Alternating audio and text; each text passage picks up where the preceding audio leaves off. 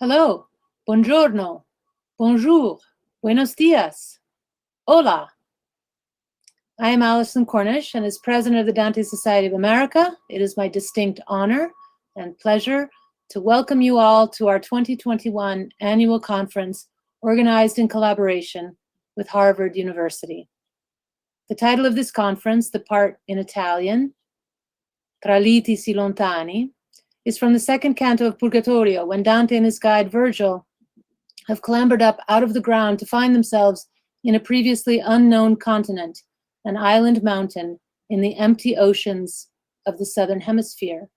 And they see a boat full of souls, new arrivals to these shores, in a vessel piloted by an angel. Vedi che sdegna di argomenti umani, sì che remo non vuol né altro velo, che l'ali sue tra liti si lontani. Look at how it has no need of human arguments, of human means and technology, desiring neither oar nor sail, other than its own wings between such distant shores. This cargo of souls, powered by the wings of an angel to a better life, are singing a psalm of Exodus, in Exitu Israel de Egipto, when Israel came out of Egypt. Although that story in the Bible is not about them, they are not Jews and they did not come out of Egypt, they know it is about them. It is about them precisely because they have come out of slavery, and even if the climb ahead will be harder than any in their lives, they are free. Dante did not discover America, as was said of Christopher Columbus. He invented it. Dante is not indigenous to the Americas. He is a transplant. He towers over town squares in our continents in the form of statues paid for by immigrants who may not even have read him, but believe that, like them, he was Italian. Dante was not American at first. He was foreign. He represented everything early New Englanders had fled. He represented the old country, antiquated, ossified values, the Middle Ages, Catholicism, the global South. This is something I learned about from Matthew Pearl, first in an undergraduate essay he wrote at Harvard in a Dante class taught by Lino Pertile, then in an article he got published in Dante Studies, the Journal of the Dante Society of America.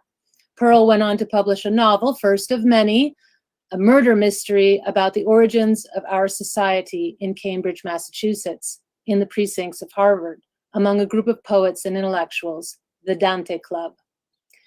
This centenary was going to be the year of many conferences, here, there, all over the globe, in celebration of 700 years since Dante's death.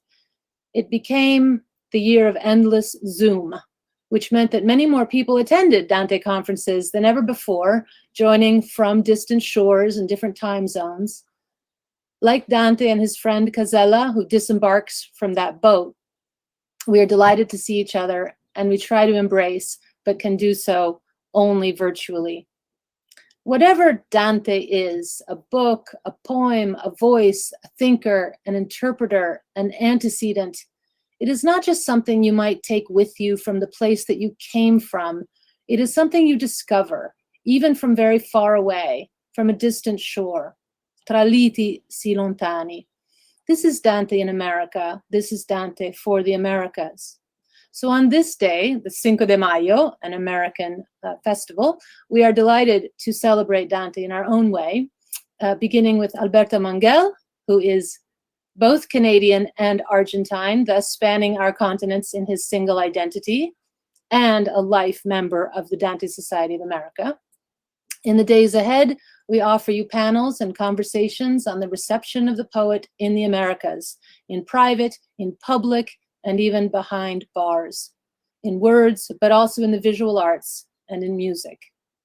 Our final keynote on the last day of our conference, which is Thursday, May 13th, will feature two American poets, Kevin Young and Robin Costa Lewis, as they reflect on their engagement with Robert Rauschenberg's drawings of the Inferno completed in 1960. When I began to talk with Professor Ambrogio Camozzi Pistoia, who was, like Dante's old friend Casella, just off the boat from a distant shore, When we began to talk about this conference almost 3 years ago, it was to be a celebratory return of the society that had wandered to different venues in recent years, a return to Harvard, to Cambridge, to the place of our origin. Ambrogio garnered support, both material and in spirit, from all over the university. Together with Christian Dupont, secretary of the Dante Society and librarian at Boston College, we took on board Professor Peter Hawkins, professor at Yale Divinity School, also residing in Boston, and Harvard librarian and dentista Carol Chiodo. At the time, we thought we would be very much anchored in Harvard's library collection, an opportunity to put their vast Dante material on display. As it turned out, we got the right librarian, as Carol was superbly competent and visionary in pivoting our conference to an online series of events with different formats, using the technology to advantage. From Carol, I learned a series of new words: bit.ly, pre-roll, meet and stream, function, feed loop, intro, and outro. In addition to the Dante Society of America and Harvard University, we would like to thank our particular sponsors at Harvard, the Provostio Fund for the Arts and Humanities, the David Rockefeller Center for Latin American Studies, the Standing Committee on Medieval Studies, the Department of Romance Languages and Literatures, and also we would like to thank the Consulate General of Italy in Boston. Now, in just a little bit, Martha Whitehead will be welcoming you to Harvard, and introducing our first keynote speaker, Alberto Mangal.